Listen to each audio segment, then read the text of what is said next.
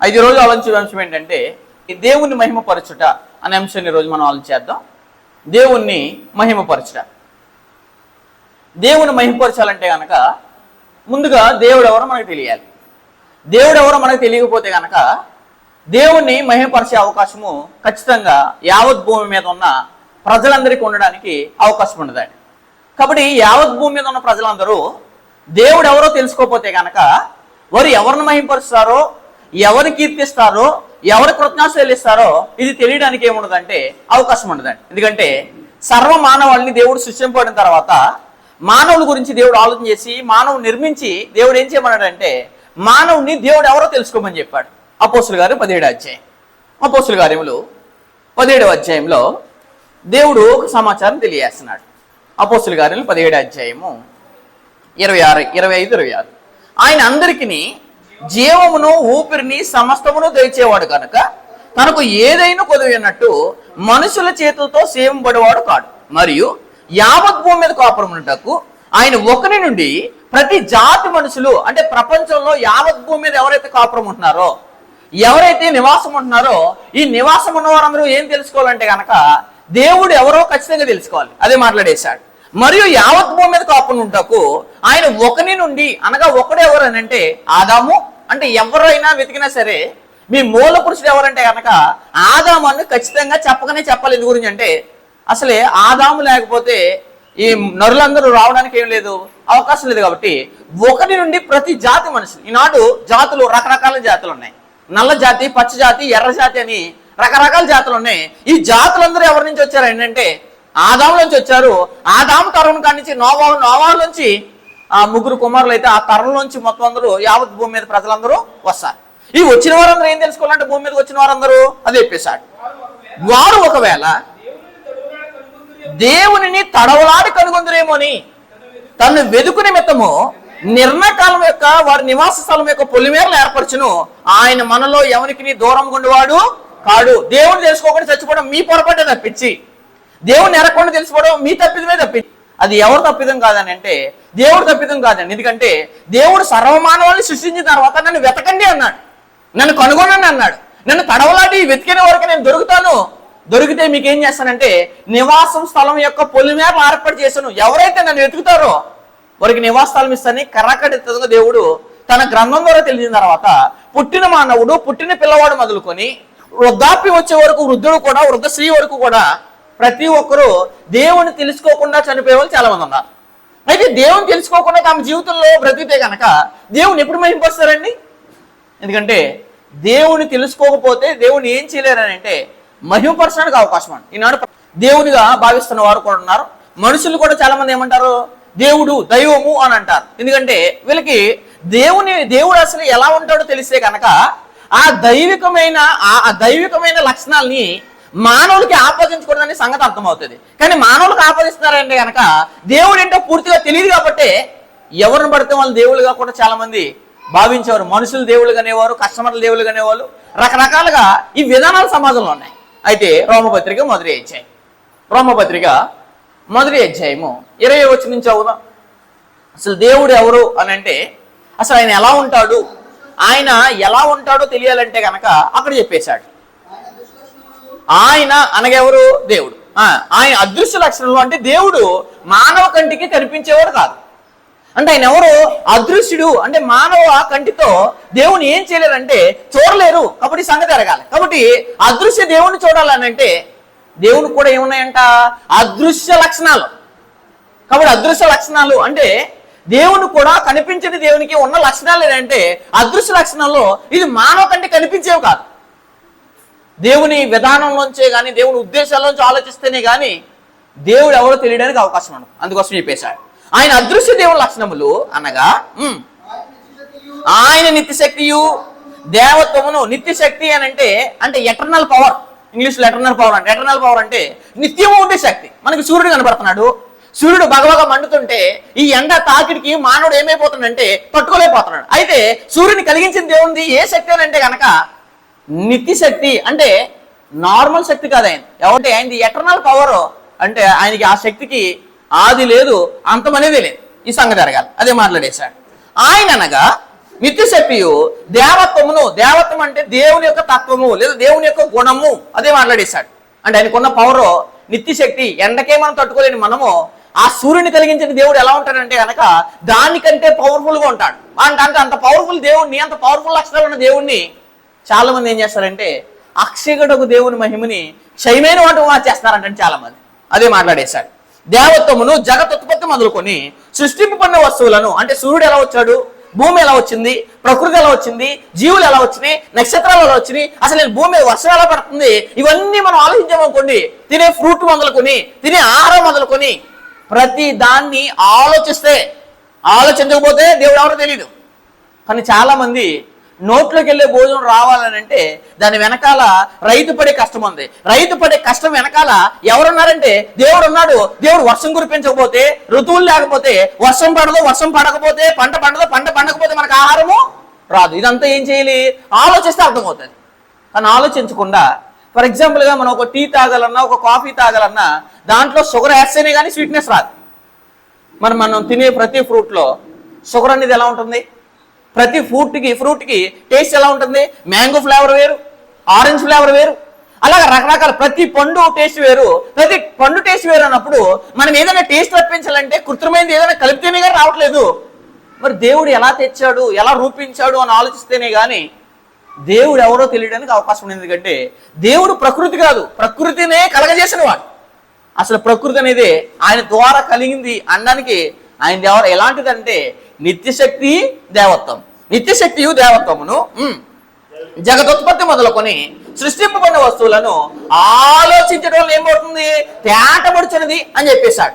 ఆలోచించడం వల్ల తేటపడుచున్నది కనుక వారు ఏమైపోయారు. చాలా మంది ఇప్పటికైనా ఆలోచించండి. ఎందుకంటే ప్రకృతి గురించి వాళ్ళు లెసన్ చెప్తే చాలా మంది ఆ లెసన్ విన్న తర్వాత ఆశ్చర్యంగా ఆలోచిస్తారు. ఎందు గురించి, ఎప్పటి వరకు మేము అలా ఆలోచించలేదు దేవుని గురించి, ఎప్పటి వరకు మేము ఎలా పరిశీలించలేదు దేవుని గురించి. అంటే ప్రకృతిని కలిగించిన వెనకాల ఆ ప్రకృతిని కలిగించిన దేవుడు ఉన్నాడనే సంగతి ఎలా తెలుస్తుంది అంటే ప్రకృతిని చూస్తే తెలుస్తాడు. ఎలాగా ఏంటైన శక్తి అని అంటే మానవ శక్తి ముందు దేవుని శక్తి అతీతమైంది. ఈ మానవుడు దేవుడిని ఎరగాలంటే కనుక ఆయన కలిగించిన ప్రకృతిని ఆలోచిస్తే, ఆయన కలిగించిన ప్రకృతిని చూస్తే దేవుడు ఎవరో అర్థమైపోద్ది. అందు తప్పించి దేన్ని పడితే దాన్ని దేవుడిగా భావించడానికి అవకాశం ఉండదు. కింద మాట్లాడి 21. ఇలా నిరుతులైన వారు ఏం చేస్తారంట, వారు దేవుణ్ణి ఎరగరా ఎరగలేదా. ఈనాడు కూడా చాలా మంది క్రైస్తవులు అనబడేవారు చాలా మంది దేవుని ఎరిగిన వారు. మాకు ఎందుకు తెలియదండి దేవుడు అడగండి ఎవరైనా, మాకు ఎందుకు తెలియదు దేవుడు అని అంటే అందరికీ తెలుసు అంటారు. మరి దేవుని తెలిసి నువ్వేం చేయాలి అని అంటే దేవుని మహింపరచాలి కదా, దేవుని కృతజ్ఞాసలు చెల్లించాలి కదా. కానీ వాదాలతో ఎద్దులవుతారంటే కనుక, వాదాలు వేసి ఎద్దులవుతారంటే కనుక ఎవరు తెలియదు అంటే దేవుడు తెలీదు అని అర్థం. అందుకోసం చెప్పేసి క్లియర్. 21. మరియు వారు దేవుని ఎరిగి ఆయనను దేవుని ఎరిగారు కానీ దేవుడిని ఏం చేయట్లేదు, దేవుడిగా మహింపరచట్లేదు. అంటే దేవుడు తెలుసా, తెలుసు. మరి తెలుసున్న తర్వాత మహింపరచవలసిన నీవు దేవునిని దేవుడిగా మహింపరుస్తున్నావా. దేవుడు తెలియడం కాదని గొప్పతనం. దేవుడు తెలిసిన తర్వాత దేవునిని దేవునిగానే మహింపరచాలి. ఈ సంగతి ఎరగాలి. ఎందుకంటే ఆయన్ని మరొక విధంగా మనం ఏం చేయకూడదు, దేవునిని దేవునిగా మాత్రం మహింపరచాలి. అదే మాట్లాడేశాడు. మరియు వారు దేవుని ఎరిగి ఆయనని దేవుడిగా మహింపరచలేదు, కృతజ్ఞాసలు చెల్లించలేదు. అంటే దేవుని మహింపరుస్తున్నారు కానీ దేవుడిగా మహింపరచట్లేదు. ఎరిగి కూడా అలా చేస్తున్నారంటే ఈనాడు కూడా క్రైస్తవులు దేవుని ఎరిగారని చెప్పుకుంటున్నారు. కానీ అసలు ఎవరు ఎరిగారో ఎవరు ఎరగలేదో ఈ అంశం ముగింపులో అర్థమైపోతుంది. చాలా మంది ఇప్పుడు ఏమనుకుంటారో, దేవుని ఎరిగామనుకుంటారు, దేవుని మహింపరచామనుకుంటారు. కానీ ఎవరు మహింపరచారో ఖచ్చితంగా మనం ఆలోచిద్దాం. అదే మాట్లాడేశాడు. ఆయన దేవుడిగా మహింపరచలేదు, కృతజ్ఞాసలు చెల్లింపలేదు. కానీ తమ వాదం లేదు ఏమైపోయారు, వ్యర్థులైపోయారు. అంటే దేవుడు తెలిస్తే కృతజ్ఞాసలు జరిగించాలి. ఎన్ని రోజులు జరిగించాలంటే 1 రోజు 2 రోజులు జరిగించే కార్యక్రమం కాదు. ఏదో నామకార్థంగా సండే వచ్చి మిగతా రోజులు మానేసి మనము ఆ రోజు వచ్చి ఆరాధన చేసేది కాదు కార్యక్రమాలు. అంటే దేవుడికి ఎప్పుడు ఎలా కృతజ్ఞాసలు చెల్లించాలని అంటే మీకు చూపిస్తాను. ప్రకటన గ్రంథంలో దేవుడు ఒక సమాచారం తెలియాల్సింది. ఎందుకంటే కృతజ్ఞాస్తుతులు కానీ స్తోత్రాలు కానీ దేవునికి ఎప్పుడు చెల్లించాలని అంటే మాట్లాడేశాడు. అక్కడ చదువుదాం ఒకసారి 7వ అధ్యాయము, ప్రకటన గ్రంథము 7వ అధ్యాయము 10వ వచనం చదువుదాం. 10వ వచనం, సింహాసనాసీనుడైన మా దేవునికి గొర్రె పిల్లకును అంటే క్రీస్తు వారికి తండ్రి అయిన దేవునికి అంటే ఇరువురికి ఏం చెల్లించాలని అంటే కనుక మా రక్షణ స్తోత్రం అని మహాశబ్దం తెలియదు చెప్పారు. దేవదూతలందరూ సింహాసనం చుట్టూను, పెద్దల చుట్టూను, ఆ 4 జీవుల చుట్టూను ఉండిరి. వారు సింహాసనం సాష్టాంగపడి ఆమేన్ యుగ యుగముల వరకు, ఒక రోజు 2 రోజులు కాదు దేవునికి మహిమ కలిగించాలంటే. ఎలా కలిగించాలంటే యుగ యుగముల వరకు మా దేవునికి స్తోత్రమును, మహిమయు, జ్ఞానమును, కృతజ్ఞాస్తుతియు, ఘనతయు, శక్తియు, బలమును కలుగునుగాక అని చెప్పుచు దేవునికి నమస్కారం చేసి ఆమేన్ అని చెప్పేశా. ఎన్ని రోజులు కలగాలంటే దేవునికి యుగ యుగాలు కలగాలి. అంటే యుగ యుగాలు మహింపరచవలసిన మానవులు దేవుని ఎరగపోతే మహింపరచలేరు. దేవుని ఎరిగిన తర్వాత ఎలా ఉంటే మహింపరచగలరు అనేది ఖచ్చితంగా మనందరూ ఏం చేయాలంటే ఆలోచించాలి. దేవుడు మానవులందరినీ కలిగించిన పోలిక, కలిగించిన స్వరూపం ఎవరిదనంటే దేవుడు. దేవుని స్వరూపము, దేవుని పోలికలో మన భూమి మీద ఏం చేయబడ్డాం? ప్రవేశపెట్టబడ్డాం. అయితే ఈ లోకంలో పుట్టిన మానవులందరూ రోమపత్రిక 3వ అధ్యాయం, రోమపత్రిక 3వ అధ్యాయము, రోమపత్రిక 3వ అధ్యాయము 23వ వచనం నుంచి చదువుదాం. రోమపత్రిక 3వ అధ్యాయం 23వ వచనం. అందరూ అని అంటే యావత్ భూమి మీద ఉన్న ప్రతి ఒక్కరు అంటే అక్కడ మాట్లాడేది అయితే మొదటి అధ్యాయమేమో అనుజుల గురించి మాట్లాడతాడు రోమపత్రికలో, 2వ అధ్యాయమేమో ఇశ్రాయేలు అంటే యూదుల గురించి మాట్లాడతాడు, 3వ అధ్యాయంలో యూదులు లేదు అనుజులు లేదు కానీ ప్రతి ఒక్కరు అందరూ ఏమయ్యారంట? అందరూ ఏ భేదం లేదు, అందరూ పాపం చేసి అంటే దేవుడిచ్చిన స్వరూపాన్ని పాపం చేయడం వల్ల పోగొట్టేసుకున్నారంట. అదే మాట్లాడేశాడు. అందరూ పాపము చేసి దేవుడు అనుగ్రహించే మహిమను పొందలేకపోతున్నారు. అంటే దేవుడు మహిమ ఇవ్వాలనుకుంటున్నాడు. ఈ మహిమ ఇవ్వాలనంటే నీకు అడ్డొచ్చేసింది ఏంటది అంటే పాపం అడ్డొచ్చేసింది. అంటే ఎవరైతే దేవుని స్వరూపాన్ని, దేవుని పోలికని పాడు చేసుకున్నవారు, మహిమను పొందని వారు ఎవరనంటే కనుక ఏ భేదం లేకుండా పాపం చేసిన వారు దేవుడిచ్చే మహిమని అంటే దేవుడు అనుగ్రహించే మహిమని ఏం చేస్తున్నారు? పొందలేకపోతున్నారు. అందుకే చెప్పేశాడు. అదే 3వ అధ్యాయంలో 11, 3వ అధ్యాయం 11వ వచనం.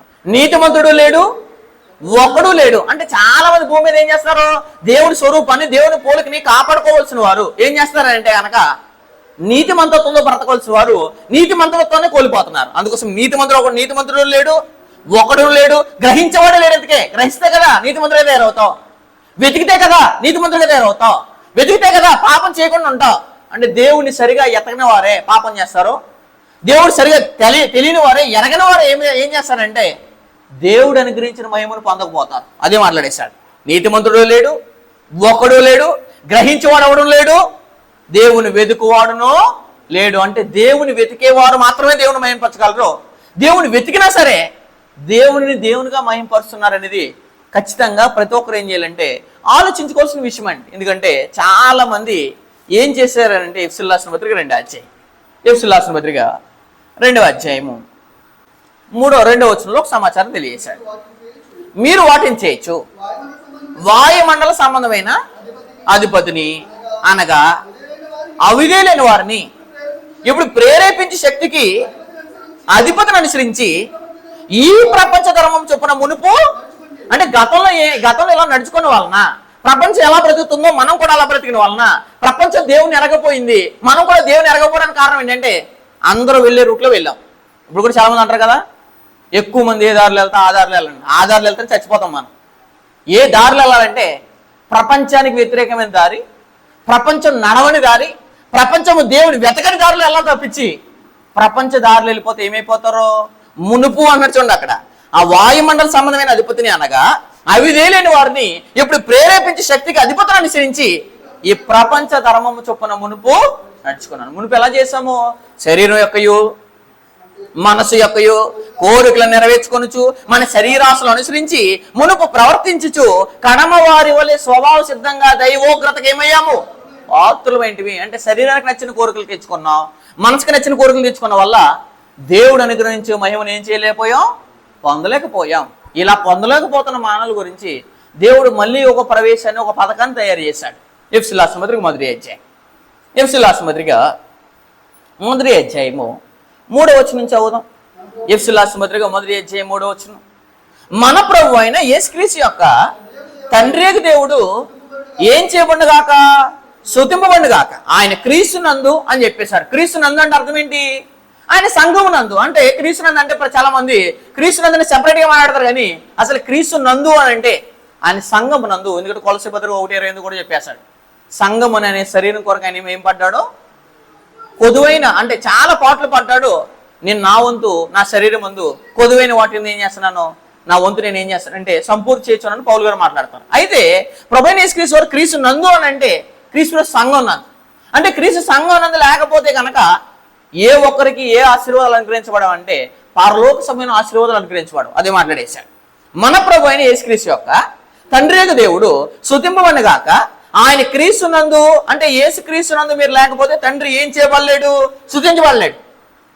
అదైతే మొదటి విషయం. అయితే రెండో విషయం ఏంటంట, ఆయన క్రీస్తునందు పరలోక విషయంలో ఆత్మసైన ప్రతి ఆశీర్వాదము మనకు ఏం చేసును, అనుగ్రహించును. అంటే క్రీస్తునందు లేకపోతే ఈనాడు యావత్ భూమి మీద ఎవరైతే ఉన్నారో వాళ్ళందరూ క్రీస్తు రక్తంలో కడగబడి క్రీస్తు సంఘంలో లేకపోతే, గుర్తుపెట్టుకుని పర్టికులర్గా వాడుతున్నాను, క్రీస్తు సంఘంలో లేకపోతే ఆత్మస్వమైన ప్రతి ఆశీర్వాదం దేవుడు ఏం చేయడు, మనకు అనుగ్రహించడు. ఎందు గురించి అంటే క్రీస్తు సంఘం అనేది బైబిల్లో ఉంది. క్రీస్తు రక్తాన్ని తన స్వతం నుంచి సంపాదించిన సంఘము ఒకటే అన్నప్పుడు మరొకరికి ఏం చేయకూడదని అంటే కనుక పరలోకమైన ఆశీర్వాదాలు. పరలోకమైన ఆశీర్వాదాలు అంటే కంటికి కనిపించేవి కావు.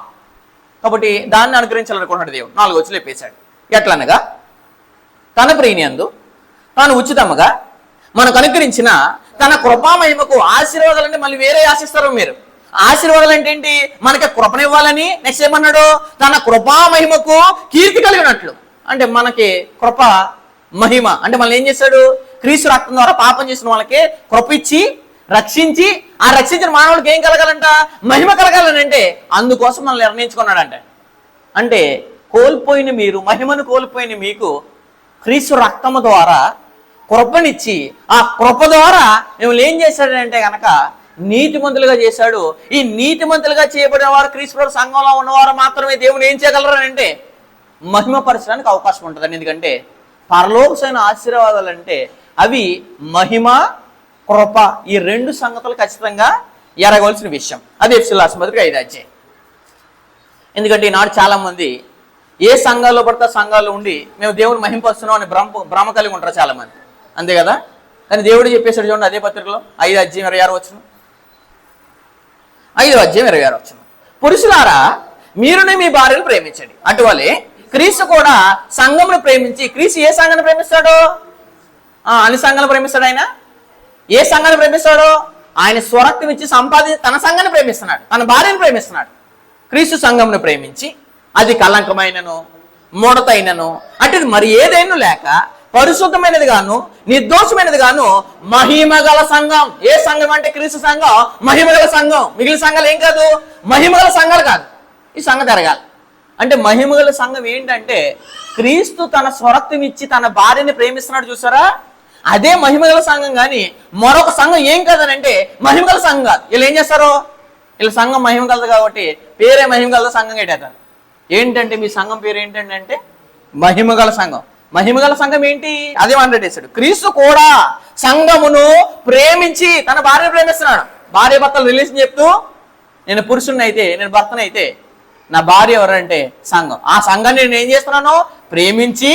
ఆ సంఘం ఎలా ఉండాలి, కలంకమైనను ముడతైనను అంటే మరి ఏదైనా లేక పరిశుద్ధమైనది గాను నిర్దోషమైనది గాను. అంటే సంఘం ఏం చేయాలి, భార్య పరిశుద్ధత్వాన్ని నిర్దోషత్వాన్ని మెయింటైన్ చేయకపోతే క్రీస్తు సంఘం ద్వారా దేవునికి ఏం కలగదనంటే మహిమ కలగదు. దేవుని మహింపరచాలన్నా మన ప్రభువుని మహింపరచాలన్నా సరే అది క్రీస్తు సంఘంలో ఉండి మనం ఏం చేయాలి, మహిమగల సంఘంగా తయారవ్వాలి.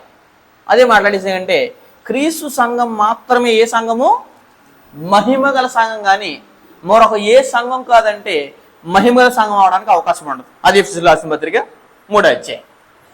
ఎందుకంటే మన వాక్యం చేత అవదక్షణాన్ని చేసింది దేని గురించి అంటే దేవుని ఎదుట నిలబెట్టడానికంటే. 3వ అధ్యాయం 20వ వచనం. ఎఫెసీయుల రాసిన పత్రిక 3వ అధ్యాయం 20వ వచనంలో మనలో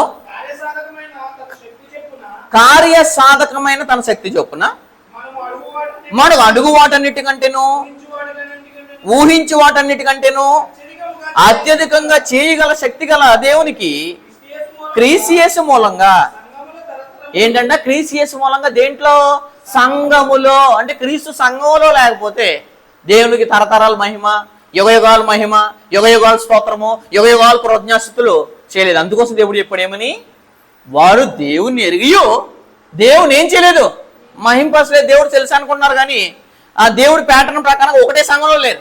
ఒకటే సంఘంలో లేని వారు ఏం చేయలేదు, దేవుణ్ణి మహింపరచలేరండి. అందుకోసమే సంఘములో తరతరములు సదాకాలము, తరతరములు సదాకాలం అంటే ఎండింగ్ దాకా, చివరి దాకా ఆ సదాకాలము మహిమ కలుగును గాక ఆమేన్ అని చెప్పేశాడు. అంటే క్రీస్తు సంఘంలో లేకపోతే, క్రీస్తు ఉదక స్నానం చేత పవిత్రపరచబడిన సంఘంలో లేకపోతే కనుక దేవునికి సదాకాలం మహిమ రావడానికి, కృతజ్ఞాస్తులు చెల్లించడానికి, మహిమపరచడానికి ఏం లేదంటే ఎటువంటి అవకాశం లేదు. చాలా మంది ఈనాడు మేము మహిమపరుస్తున్నాం, మేము ఆరాధన చేస్తున్నాం, ఓ పాట పడిన ఆరాధన అంటారు ఎవరు మత్స్యాకుల్లో.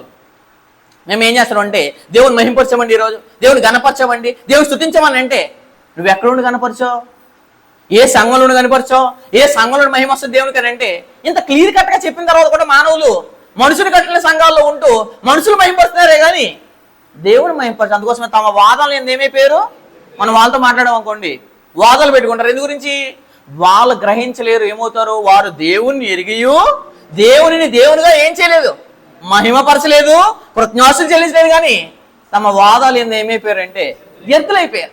కాబట్టి సంఘములో మాత్రమే దేవునికి ఏం కలుగుతుంది అని అంటే సదాకాలం మహిమ కలుగుతుంది. అదే ఎఫెసీయుల పత్రిక 5:27, 5:27. అటువలే క్రీస్తు కూడా సంఘమును ప్రేమించి అది కలంకమైనను ముడతైనను అటు మరి ఏదేం లేక పరిశుద్ధమైనది గాను నిర్దోషమైనది గాను మహిమగల సంఘం గాను ఆయన తన ఎదుట దాన్ని నిలబెట్టుకున్న వల్లని వాక్యముతో ఉదక స్నానం చేసి దాన్ని పవిత్రపరిచి, దానిని అంటే తన భార్యనే తప్పించి వేరే భార్యని కాదు, వేరే సంఘాన్ని కాదు, దాన్ని పవిత్రపరిచి పరిశుద్ధపరచుటకే దాని కొరకు తాను ఏం చేసుకున్నాడో అంటే తన భార్య కొరకు, తన సంఘం కోసం ఏం చేసుకున్నాడు, ప్రభువు యేసుకి అప్పగించుకుంటే ఈనాడు మానవులు అనుకున్నది ఏంటంటే మనుషులు కట్టిన సంఘాల గురించి, మనుషులు కట్టిన సంఘాల గురించి యేసుక్రీస్తు ప్రాణం పెట్టేసాడని అనుకుంటున్నారు. ఇది వీళ్ళ అపోహ తప్పించి దీంట్లో వాస్తవం అంటే ఏమీ లేదు. కాబట్టి కోల్పోయిన మహిమని తిరిగి పొందుకునే కార్యక్రమం ఎక్కడ పెట్టాడు దేవుడు, సంఘములో పెట్టేశాడు. ఈ సంఘ తిరగాలి. ఈ సంఘ తిరిగితేనే కానీ మనం దేవుని ఏం చేయలేమంటే మహింపరచలేం. కొరింథీయులకు రాసిన 2వ పత్రిక, కొరింథీయులకు రాసిన 2వ పత్రిక 4:4. ఎందుకంటే చాలా మందికి దేవుడు మహిమని ఇవ్వాలనుకుంటే పాపం కనపట్లేదంటే వాళ్ళకి. కొరింథీయులకు రాసిన 2వ పత్రిక 4:4 చదువుతాం. దేవుని స్వరూపే ఉన్న క్రీస్తు మహిమ అంటే సువార్త అంటేనే అసలు యేసుక్రీస్తు అంటేనేంటి, మహిమ. కాబట్టి దేవుని స్వరూపే ఉన్న క్రీస్తు మహిమ, క్రీస్తు మహిమ మనకు కనపడాలనంటే, లేదా దేవుని స్వరూపైన క్రీస్తు మహిమ మనకు కనపడాలంటే చెప్పేశాడు అక్కడ. ఈ మహిమని ఒకటి కనపరుస్తుంది, ఒకటి కనపరిచేలా చేస్తుంది. ఏంటిది అది, సువార్త. అంటే సువార్త ఎవరికైతే కనబడట్లేదో, ఎవరికైతే ఆ సువార్త ద్వారా క్రీస్తు సంఘంలో చేర్చబడాలనే సంగతి కనబడట్లేదో వారికి మహిమ రావడానికి అవకాశం ఉండదు. అదే మాట్లాడేశాడు. దేవుని స్వరూపమైన క్రీస్తు మహిమను కనపరచు సువార్త ప్రకాశము వారికి ప్రకాశింపకునే నిమిత్తం. ఇదిగో మీరు వాళ్ళు చెప్పారా, వ్యతిరేకించండి, మీరు అంగీకరించకండి. మీరు మానవ కట్టిన సంఘంలో ఉండి చచ్చిపోతే ఆ కులంలో చచ్చిపోండి, ఆ సంఘంలో చచ్చిపోండి అంటది ఎవరో ఆపు. అది ఆ మనోనేతలకు మో తీసుకుని అక్కడ ఉండిపోతారు. క్రీస్తు కట్టిన సంఘంలోకి రాదు. ఎందు గురించి అంటే ఒకటే సంఘం ఉన్నప్పుడు బైబిల్లో మనుషులు రకరకాల సంఘంలో ఉంటే దేవునికి ఎలా మహిమ కలుగుతుంది, అదే మాట్లాడేశాడు. దేవుడి స్వరూపమైన క్రీస్తు మహిమను కనపరచు సువార్త ప్రకాశము వారికి ప్రకాశింపకుండా నిమిత్తం. వారికి ప్రకాశిస్తే వీళ్ళకి ఏం చేస్తుంది, ప్రకాశించకూడదు మీకు అని వాళ్ళ గురువు ఎవరో ఆపోవాలి. ఇందు గురించి వీళ్ళకి ప్రకాశించబడుతున్న సువార్త ప్రకాశించబడదు. ప్రకాశింపకుండా నిమిత్తము ఈ యొక్క సమయం దేవత అవిశ్వాసులైన వారి మనోనేతలకు ఏం కలిగేస్తుంది, గుడ్డితనం. అంటే మహిమని పొందుకునే కార్యక్రమాన్ని సువార్తలో పెట్టేసి ఆ సువార్తే క్రీస్తు మహిమ అని తెలిస్తే కనుక ఆ మహిమను పొందుకునేవారు సువార్త ద్వారా క్రీస్తు సంఘంలో ఏం చేయబడతారు, చేర్చబడతారు. చేర్చబడితేనే ఏం కలుగుతుంది వాళ్ళకి, మళ్ళీ కోల్పోయిన మహిమని తిరిగి పొందుకుంటారో ఆ మహిమ ద్వారా దేవుని ఏం చేస్తారో మహిమపరుస్తారు. ఎఫెసీయులకు రాసిన పత్రిక 1:11. ఎఫెసీయులకు రాసిన పత్రిక 1:11 11 నుంచి చదువుదాం. ఎఫెసీయులకు రాసిన పత్రిక 1:11 సమాచారం తెలియజేశాడు. 1:11 మరియు క్రీస్తునందు ముందుగా అంటే మనం కోల్పోయామని దేవుడు ఏం చేశాడు, వీళ్ళందరూ భూమి మీదకి వచ్చిన తర్వాత దేవుడి స్వరూపాన్ని, దేవుని పోలికని, దేవుడిచ్చే మహిమని కోల్పోయారు. కాబట్టి ముందుగా అంటున్నాడు చూడండి అక్కడ 11 మరియు క్రీస్తునందు ముందుగా క్రీస్తునందు అని అంటే అసలు మీరు ఎలా రావాలంటే కోల్పోయిన మీరు మళ్ళీ క్రీస్తు సంఘం ద్వారా నా దగ్గరికి రావాలి. అదే మాట్లాడేశాడు. మరియు క్రీస్తునందు ముందుగా నిరీక్షించిన క్రీస్తునందు లేకపోతే వేరే దేని నందు ఎవరికి ఏం లేదు నిరీక్షణ కలగడానికి కానీ మహిమ పొందుకునే అవకాశం లేదు. అందుకోసం మరియు క్రీస్తునందు ముందుగా నిరీక్షించిన మనము తన మహిమకు ఏం కలగాలి అంటే దేవునికి మహిమ ఉంది, దేవుని కీర్తి ఉంది, కానీ ఆ మహిమని కీర్తిని కలగజేయవలసింది ఎవరంటే మనం ఎక్కడికి వచ్చి కలగజేయాలి? ముందుగా నిరీక్షించిన క్రీస్తునందుండి దేవునికి మహిమా కీర్తి కలగజేయాలి. అదే మాట్లాడేశాడు. మహిమకు కీర్తి కలగజేయవాలి దేవుడు తన చిత్త ప్రకారం. ఎవరి చిత్త ప్రకారము? దేవుని చిత్త ప్రకారం. ఈయన ఏం చేస్తారంటే మానవుల చిత్త ప్రకారంగా నడిపిస్తున్నారు కార్యక్రమాన్ని.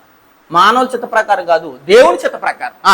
దేవుని చిత్త ప్రకారమైన సంకల్పం అంటే ఆయనకు ఒక ప్లానింగ్ ఉంది, ఒక ప్రణాళిక ఉంది. ఎవరు దేని ద్వారా రావాలి, ఎవరు కోల్పోయిన మీరు ఏ సంఘంలో ఉంటే దేవుని మహింపగలగలరో, దేవుని యుగయుగాలు కీర్తించగలరో దేంట్లో తెలుస్తుంది అంటే ఆయన సంఘంలో పెట్టేశాడు. ఇది ఎప్పుడు నిర్ణయించాడంట? సంకల్పంలో నిర్ణయించాడంట. సంకల్పం బట్టి మనలను ముందుగా నిర్ణయించుకొని ఆయన యందు స్వాస్యము ఏర్పరచును. ఆయన తన చిత్తానుసారంగా చేసిన నిర్ణయం చొప్పున చేసిన ఏ చిత్తానుసారంగా? తన చిత్తానుసారంగా. ఇప్పుడు మానవ జోక్యం ఏంటండి? ఇక్కడ మీరు మా సంఘంలో ఉండండి, ఎందుకు అలా పాటు పాడతాను? వాక్యం చెప్పి ఏ సంఘం చెప్పి ఆ సంఘంలో ఉంచొచ్చు కదా, నీకు అంత గట్స్ ఉండ అంటే వీళ్ళకి అది కాదు. డబ్బు కోసము, బ్రతుకు తెరువు కోసము, ఏదో మానవ యొక్క మెప్పు కోసము సేవలు చేస్తున్నారే కానీ నిజంగా బైబిల్లో ఉన్నట్టుగా చెప్తే కనుక వ్యతిరేకత అనేదే జరుగుతుంది. ఎందుకంటే అపోస్తులకి ఏం లేదు, వేసుకోవడానికి వస్త్రాలు కూడా లేవు, వాళ్ళకి తింటకు తిండి లేదు, ఉపవాసాలు, జాగరణలు. ఎందుకు? ప్రపంచంతో యుద్ధం వాళ్ళకి డైలీ. అలాగే ఈనాడు ఆ అబద్ధ బోధలతో ఇలా వ్యతిరేకమైన కార్యక్రమంతో మనకి ఎందుకు యుద్ధం జరుగుతుందని అంటే కనుక ఎప్పుడు వ్యతిరేకం జరగాలి వాళ్ళకి మనకి. ఎందుకు అంటే దేవుని చిత్తం జరగట్లేదు. అది మెయిన్. అదే మాట్లాడేశాడు. ఆయన తన చిత్తానుసారంగా చేసి నిర్ణయం చొప్పున సమస్త కాలం మన నిర్ణయాలు పనిచేయవు. ఇక్కడ ఎవరి నిర్ణయం అంటే దేవుని నిర్ణయం చొప్పున సమస్త కార్యాలు జరిగించున్నాడు.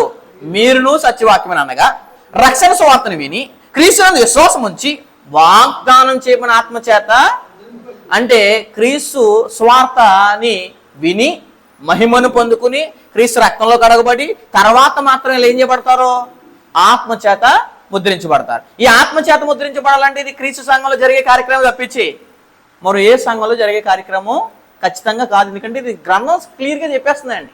ఆత్మచేత ముద్రింపబడుతుంది. దేవుని మహిమకు కీర్తి కలుగుటకై, దేవుని మహిమకి ఏం కలగాలంట?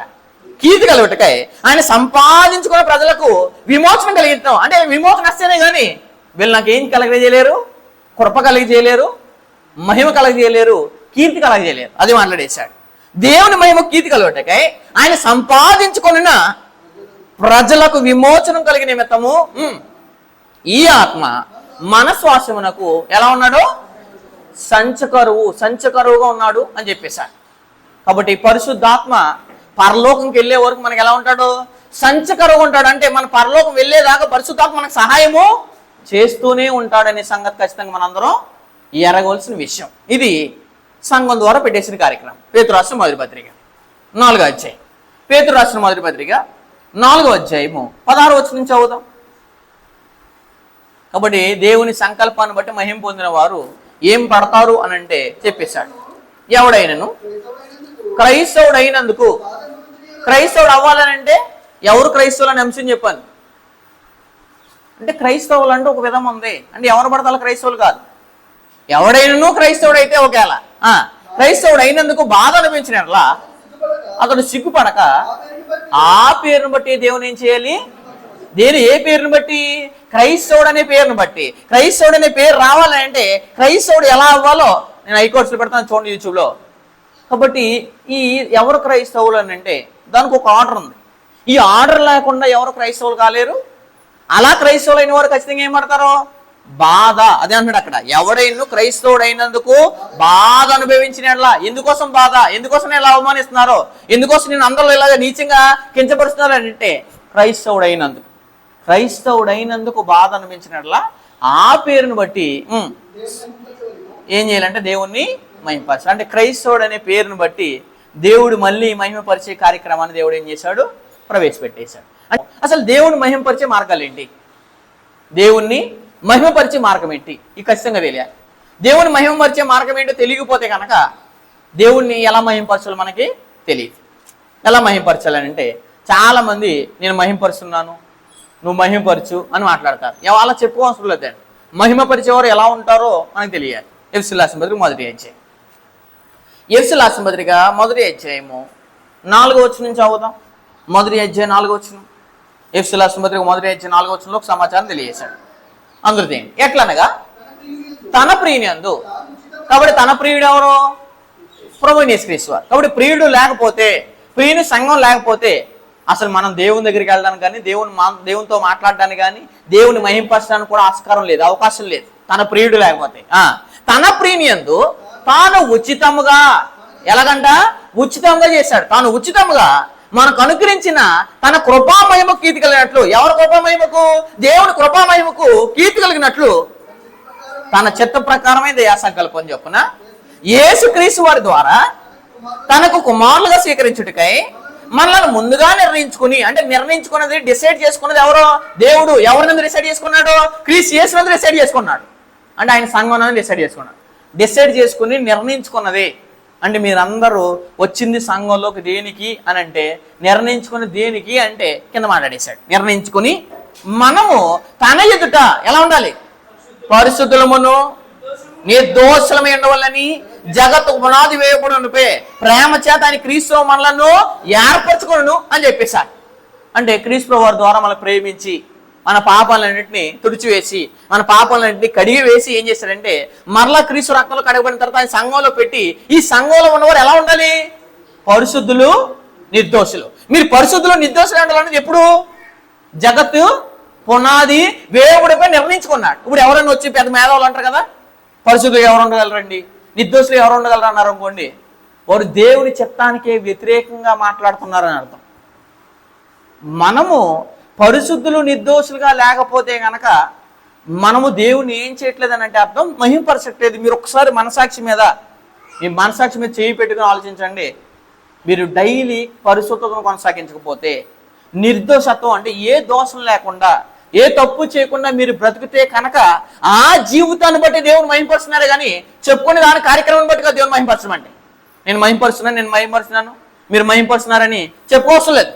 పరిశుద్ధతని, నిర్దోషత్వాన్ని ఎవరైతే మెయింటైన్ చేస్తున్నారో, ఎవరైతే కొనసాగిస్తున్నారో వారు జగత్ పునాది వేపడిపై దేవుడు నిర్ణయించిన దేవునికి మహిమ కలగనే సంగతిని ఏం చేస్తున్నారో నెరవేరుస్తున్నారనే సంగతి మనకు అర్థం అవ్వాలి. ఎందుకంటే ప్రతి ఒక్కరు అందుకోసం వాక్యంతో కడిగింది కూడా దేని గురించి? 5వ అధ్యాయం 26.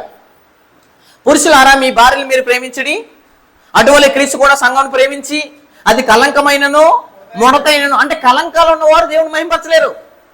ముడతలు ఉన్నవారు అంటే ముడతలు గతంలో ఉండి మనకి చాలా తప్పులతో ఉండేవాళ్ళు, కలంకాలతో ఉండేవాళ్ళు, దోషం కలిగిన వారు ఉండేవాళ్ళు. కానీ ఇప్పుడు అది కలంకమైన ముడత అయినట్టు మరి ఏదేం లేక పరిశుద్ధమైనది గాను, నిర్దోషమైనది గాను, మహిమగల సంఘం గాను. అంటే నువ్వు పరిశుద్ధంగా, నిర్దోషంగా లేకపోతే మహిమగల సంఘం అవడానికి అవకాశం ఉండదు. అంటే ఎవరైతే తమ జీవితాన్ని, వ్యక్తిగత జీవితాన్ని పరిశుద్ధంతో, నిర్దోషత్వంతో ఎవరైతే బ్రతుకుతున్నారో వారు డైలీ మీ జీవితాల ద్వారా దేవుని ఏం చేస్తున్నారో మహింపరుస్తున్నారు. మరి ఎంతమంది మహింపరుస్తున్నామనంటే మహిమపరిచే మార్గమే మన క్యారెక్టర్ పరిశుద్ధత లేకపోతే, నిర్దోషత్వం లేకపోతే మన క్యారెక్టర్ ద్వారా దేవునికి ఏం కలగదానంటే మహిమ, కీర్తి. దేవునికి మహిమ కలుగును గాక అంటారు, దేవుడు స్తుతింపబడిన గాక అంటే అయిపోయే ఆ కార్యక్రమం కాదు అది. దేవుడు మహింపరచును గాక అంటే నిజ చేసిన నోటితో చెప్పేసే కార్యక్రమం కాదు అది. అలా చెప్తే అయిపోయే కార్యక్రమం కాదు. పరిశుద్ధత్వాన్ని, నిర్దోషత్వాన్ని మెయింటైన్ చేయకపోతే నువ్వు 1000 సార్లు మహిమ మహిమ మహిమ అని చెప్పినా దేవుని మహిమ కలగదు. స్తుతి అని చెప్పినా కలగదు. ఎందుకంటే ఇది ప్రాక్టికాలిటీలో చేయాలి. మనం ప్రాక్టికాలిటీలో చేయకుండా కేవలం నోటి మాటతో చేస్తున్నామంటే కనుక ఎలా కలుగుతుందండి దేవుని మహిమ? ఈ సంగతి ఖచ్చితంగా మనం అందరూ అడగాలి. ఇది మొదటి మార్గం. రెండో మార్గం ఏంటంటే ఫిలిప్పీయులకు రాసిన పత్రిక మొదటి అధ్యాయం. ఫిలిప్పీయులకు రాసిన పత్రిక మొదటి అధ్యాయము 9వ వచనం నుంచి చదువుదాం. ఫిలిప్పీయులకు రాసిన పత్రిక మొదటి అధ్యాయం 9వ వచనంలో దేవుడు ఒక సమాచారం తెలియజేశాడు. మొదటి అధ్యాయం 9వ వచనం, మీరు ఏ కార్యములను, శ్రేష్టమైన కార్యాలు, శరీర కార్యాలను కాదు మనం ఆలోచించవలసింది ఎక్కువ. శరీర కార్యాలతో కదా మనం ఉండవలసింది. చాలా మంది ఏం చేసుకుంటారు? కామతురత, అపవిత్రత, మోసము, దురాశ, అల్లరితో కూడిన ఆటపాటలు, త్రాగుబోతులు, విందులు, మద్యపానాలు, పోకిరి చేష్టలు, ఈ కార్యక్రమంలో ఎక్కువ ఫోకస్ పెడతారు చాలా మంది. మీరు ఈ కార్యములను కాదు, ఏ కార్యములను? శ్రేష్టమైన కార్యములను, అంటే శ్రేష్టమైన కార్యాలు వివేచించేవారు మాత్రమే దేవుని మహింపరచడానికి అవకాశం ఉంటుందండి. అదే మాట్లాడేశాడు. మీరు శ్రేష్టమైన కార్యములను వివేచించాలి. ఏవి వివేచించాలో ఏవి వివేచించకూడదో తెలియాలి మనకి. దేని మీద ఫోకస్ పెట్టాలో దేని మీద ఫోకస్ పెట్టకూడదో తెలియాలి మనకి. ఈనాడు చాలా మంది పొద్దున్న లేచిన కానీ ఏ కార్యక్రమం మీద పెడుతున్నారండి? గల్తే 5:19 మీద పెడుతున్నారు చాలామంది, అంతే కదా. చూడండి, గల్తే 5:19 ఏం చెప్పాడు? ఇట్ల మీద పెడతారు చాలామంది. 5:19 శరీర కార్యములు ఇవి అసలు మనం ఆలోచించకూడదు, ఎందుకంటే ఇవి మనకు సంబంధించినవి కాదు. గతంలో మనం ఆల్రెడీ ఇట్ల వల్ల చచ్చిపోయాం కాబట్టి మళ్ళీ ఇటుకి మనకు సంబంధం ఏంటి? శరీర కార్యాలు స్వస్థమైనవి అవి ఏమనగా, ఇంకా యవనస్తుడిగా ఉండి ఇంకా తప్పు చేయాలి, ఇంకా పాపం చేయాలి, ఇంకా లస్ట కలిగి ఉండాలి, ఇంకా కామతత్వం ఉండాలి, స్త్రీలను అసభ్యంగా చూడాలి. ఇప్పుడు ఈ విధానం మారిపోవాలి నువ్వు యవనస్తుల్లో. అదే పెద్దవారిలో అయితే క్యారెక్టర్ మారిపోవాలి. ఇంకా జాగ్రత్తం ఏంటి, వ్యభిచారం ఏంటి అది అసలే అట్లా మనం వివేచించకూడదు కదా. అసలు అంటే మనకి ఊహల్లో మైండ్లో కూడా రాకూడదు అవి. అలాంటి వివేచించకూడదు. మనం అలాంటికి టైం పాడు చేయకూడదు. గతంలో పాడు చేసిన వాళ్ళు చచ్చిపోయాం మనం. జారత్వమును, అపవిత్రత, కాముకత్వం, విగ్రహారాధన, అభిచారము, ద్వేషములు, కలహములు, మత్సరములు, క్రోధములు, కక్షలు, భేదములు, విమతములు, అసూయలు, మత్తతులు, అల్లరితో కూడిన ఆటపాటలు మొదలైనవి వీటిని గురించి నేను మునుపు చెప్పాను, ఇప్పుడు మళ్ళీ చెప్తున్నాను. మునుపు చెప్పిన ప్రకారము ఇటివాటిని చేయవారు దేవుని రాజ్యం స్వతంత్రించుకుంటారని మీతో స్పష్టంగా చెప్తున్నా. అంటే మీరు పరలోకం వెళ్ళిపోవడానికి కారణం ఏంటంటే మీరు వివేచించకూడని కార్యాలు ఏం చేస్తున్నారో వివేచిస్తున్నారు. వివేచించవలసిన కార్యాలు ఏం చేస్తున్నారో పక్కన పెట్టేస్తున్నారు. ఎక్కువ ఇవేనండి కార్యక్రమాలు వివేచించారు. అసలు వీటికి మన సంబంధం లేదు. ఊహ కానీ ఆలోచన కానీ ఉద్దేశం కానీ ఆ కార్యక్రమమే మనకు ఉండకూడదు. ఏ కార్యం మీద ఉండాలి? శ్రేష్టమైన కార్యం మీద ఉండాలి. క్రైస్తవుడు అంటే శ్రేష్టంగా ఆలోచించాలి, అంతే తప్పించి ఇంకా లోకంలో బతికేటట్టు, లోకంలో జీవించేటట్టు, లోకంలో ఉన్నవాటట్టు మనం ఏం చేయకూడదు, ఉండకూడదండి. చదివండి ఫిలిప్పీయుల రాసిన పత్రిక మొదటి అధ్యాయం. ఫిలిప్పీయుల రాసిన పత్రిక మొదటి అధ్యాయం 9. మీరు శ్రేష్టమైన కార్యములను వివేచింపగలవారటకు మీ ప్రేమ తెలివితోను, అంటే ప్రేమను కూడా ఎలా చూపించాలంటే తెలివితో చూపించాలి. నా ప్రేమ తెలివితోను సకల విధములైన అనుభవం అనుకో. ఈనాడు చాలా మంది వయసులో అనుభవము, తల వెంట్రుకలు నిలిచిన అనుభవం అనుకుంటారు. ఎందుకు అంటే మీకు ఏ అనుభవం అంటే సకల విధమైన అనుభవ జ్ఞానంలో అనుభవం రావాలి తప్పించి చాలామంది కాలాన్ని బట్టి ఎదుగుతున్నారు. కానీ అంటే కాలాన్ని బట్టి ఏంటి అని అర్థం ఏంటి? వయసులో ఎదుగుతున్నారు అని అర్థం. కానీ ఏమి ఎదగట్లేదు, బోధలో క్రీస్తు యొక్క బోధలో సత్యవాక్యం ఏం చేయట్లేదు, ఎదగట్లేదు. ఏజ్ మట్టుకు 60, ఏజ్ మట్టుకు 70, ఏజ్ మట్టుకు 50 ఏం చూస్తే సరుకు అనేది ఏమీ లేదు. అంటే నీకు ఏ రావాలని అంటే సకల విధములైన అనుభవజ్ఞానం, సకల విధములైన అనుభవజ్ఞానముతో కూడింది అంతకంతకు అభివృద్ధి పొందవాలండి. అంటే రెండు ఏమవ్వాలి? ప్రేమ అభివృద్ధి అవ్వాలి, తెలివి అభివృద్ధి అవ్వాలి, సకల విధమైన జ్ఞానం ఏమవ్వాలి? అభివృద్ధి అవ్వాలి. అంటే ఫర్ ఎగ్జాంపుల్ ఈ సంవత్సరం కొంత నేర్చుకుంటే మరో సంవత్సరం దీనికంటే అడ్వాన్స్గా నేర్చుకోవాలి. ఇంకా జ్ఞానంలో ఏమవ్వాలి? అభివృద్ధి అయిపోవాలి. ఇంకా మళ్ళీ మూలపాఠాలు చెప్పించుకునేలా మనం ఉండకూడదు. అదే అభివృద్ధి అంటే. ఇప్పుడు నువ్వు ఆల్రెడీ ఎదిగినోడికి మళ్ళీ చిన్నపిల్లడు ఎలా ఉండకూడదు, చిన్నపిల్లడు ఎలా మాట్లాడకూడదు అని చెప్తే నువ్వేమైనట్టు అంటే ఎదగలేనట్టు. ఇంకా మళ్ళీ చాలామందికి మూలపాఠాలు బేసిక్స్ చెప్పిన అంగీకరించలేకపోతున్నారు అని అంటే మళ్ళీ కాలాన్ని బట్టి చూస్తే ఏమవ్వలేదు అని అంటే ఎదగలేదు. అంతకంతకు అభివృద్ధి పొందవాలని ఇందువలన అంటే ప్రేమ లేకపోయినా, తెలివి లేకపోయినా, అనుభవ జ్ఞానం లేకపోయినా దేవుని మహిమ కలగడానికి అవకాశం ఉంటుంది. శ్రేష్టమైన కార్యాలు వివేచించకపోయినా ఇందువలన దేవునికి మహిమయు స్తోత్రమును కలుగునట్లు మీరు యేసుక్రీస్తు వలన నీతి ఫలములతో, ఏ ఫలాలు అని అంటే శరీర ఫలాలు కాదు, ఏ ఫలాలు? నీతి ఫలాలు. ఒక చెట్టు ఫలాలు ఫలించకపోతే చెట్టుని తీసేస్తామండి మనం, అంతే కదా. మరి మనల్ని తీయడానికి గ్యారెంటీ ఏంటి? దేవుడు టైం ఇస్తున్నాడు, నా కుమారుడు మారుతాడు. ఇంకా అన్నిసార్లు వాక్యం అందుతుంది కదా, సండే లేదా మీరు వినే బైబిల్ తరగతులని ఎప్పుడైనా సరే ఎన్నోసార్లు వాక్యం వినపడుతున్నప్పుడు నా కుమార్తె ఇంకా పాపం చేస్తుంది, నా కుమారుడు ఇంకా పాపం చేస్తుంది, పైనుంచి చూస్తాడు దేవుడు, టైం ఇస్తున్నాడు. టైం ఇచ్చిలో మారపోతే టైం ఇచ్చిలో ఒక మొక్కను తీసేస్తాడు. నర మొక్కలు తీసేసేది ఆయనే. దేవుడు ఎంత వాక్యం అందించినా, ఎంత నీరు పోసినా, ఎంత అంటుకట్టినా, ఎంత ఫలించేలా చేసినా ఎదగట్లేదు అనుకోండి, తీసేస్తాడు. ఎందుకు గురించి అంటే మీరు నీతి ఫలాలతో నిండుకోవాలి. ఫలాలు అంటే చెట్టుకు ఫుల్గా ఫలాలు కాసే ప్రేమ, సాత్వికం, సమాధానం, దీర్ఘశాంతం, దయాలత్వం, ఆశ, నిగ్రహం, మంచితనం, అదే తప్పించి క్రోధము, అసూయ, కాముకత్వం, విగ్రహారాధన, అభిచారం ఇవి కాదు. ఒకే చెట్టుకి ఉండవలసిన ఫలాలు ఏంటంటే నీతి ఫలాలు. మీరు నీతి ఫలములతో నిండుకున్నవారై క్రీస్తు దినమునకు ఎలా ఉండాలంట? క్రీస్తు దినం అంటే రెండవ రాకడ ఎప్పుడో తెలుసా మనకి? ఇంకా టైం ఉంది కదా. ఇది ఇంకా అలాగే భావిస్తారు కదా చాలామంది మానవులు. కానీ ప్రతి ఒక్క మానవులు తెలియదు ఏంటంటే కనుక క్రీస్తు దినం ఎప్పుడో తెలియదు. మరి తెలియదు అన్నప్పుడు ఎంత జాగ్రత్తగా ఉండాలండి? మీరు క్రీస్తు దినమునకు నిష్కపటులు అంటే కపటమైన వారికి ఇంకా ఉండకూడదు, నిష్కపటులను నిర్దోషులు కావాలని ప్రార్థించున్నాను. మీకైతే ఆ ఉద్దేశం ఉందో లేదు, కానీ నేనైతే మీకోసం ఏం చేస్తానంటే ప్రార్థన చేస్తున్నా. మీరు శ్రేష్టమైన కార్యాలు వివేచించాలి, నీతి ఫలాలతో నిండుకోవాలి, ప్రేమ తెలివితో ఉండాలి, సకల విధమైన అనుభూజ్ఞానం ఉండాలి. ఇవన్నీ ఉండి ఏమవ్వాలి? అభివృద్ధి అవుతున్నాయి. కానీ ఇందువలన దేవునికి మహిమయు ఘనతయు రావడానికి ఏం లేదు అవకాశం. అంటే నేను అబద్ధ జ్ఞానంలో కానీ, అసభ్యకరమైన ప్రేమలో కానీ, శరీరమైన ఫలములతో కానీ ఉంటే కనుక నా జీవితం ద్వారా నేను ఏం చేయట్లేదంటే ప్రతిరోజు దేవుడిని ఎరిగిన దేవుడిని ఏం చేయట్లేదు, మహింపరచండి. దేవుడు తెలుసు నాకు, కానీ ఈ ఫలాలన్నీ లేవు కదా, ఈ క్యారెక్టర్లన్నీ లేవు కదా, నిర్దోషత్వం లేదు, నిష్కటత్వం లేనప్పుడు నేను ఎలా మహింపరచగలనంటే మహింపరచడానికి అవకాశం ఉండదండి. అప్పుడు ఇది రెండో మార్గం. మూడవది కొరింథీయులకు రాసిన రెండవ పత్రిక, కొరింథీయులకు రాసిన రెండవ పత్రిక 9వ అధ్యాయము. కొరింథీయులకు రాసిన రెండవ పత్రిక 9వ అధ్యాయము, రెండవ పత్రిక 9వ అధ్యాయం 13వ వచనం. ఎలాగనగా 9:13 కొరింథీయులకు రాసిన రెండవ పత్రిక. ఎలాగనగా క్రీస్తు సువార్తను అంగీకరించమని ఒప్పుకున్నటయందు మీరు విధేయులైన చేతను వారి విషయము. అంటే క్రీస్తు సువార్తని ఎవరైనా అంగీకరిస్తారు కదండి. అంటే దాన్ని ఎరిగిన వాళ్ళు అందరూ ఏం చేస్తారో అంగీకరిస్తారు. ఈ అంగీకరించడమే కాదు, అది ఒప్పుకోవడమే కాదు, అదే మాట్లాడేశాడు.